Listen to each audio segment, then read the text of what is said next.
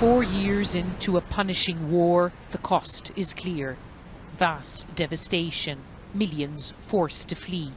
The old city of Homs shocked the UN's Syria envoy on his first visit here. In the midst of the ruins, he spoke to the BBC.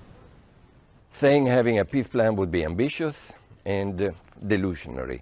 But we do have an action plan. And the action plan starts from the ground. Stop the fighting, reduce the violence. And that's why we are talking about a freeze, not ceasefire, freeze. Ceasefires can be broken by one fire. A freeze is actually de-escalating the violence.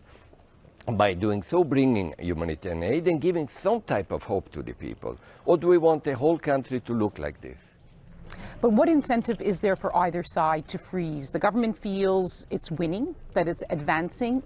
The opposition wants to take back more territory. Why would they want to stop it now? There is one major new factor. What is that called? Daesh, ISIS, terrorism. This is the new factor which has come in and is actually destabilizing everybody. The UN wants to start with a local truce in the northern city of Aleppo.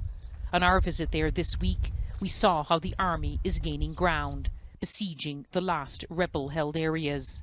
Sources tell me rebel groups are divided, whether to accept the UN freeze or keep fighting. The extremists won't do any deals. Mr. de Mistura came to Syria to try to get President Assad's backing. He's thwarted previous UN plans. This time, he said, a freeze was worth studying.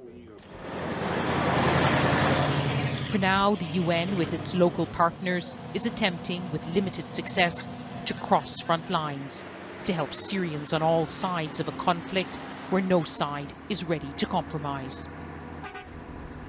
The task of the UN's Syria envoy has long been called Mission Impossible. But 4 years into this crisis, some of the warring parties may be willing to consider a new idea. But only if this freeze doesn't worsen their current position.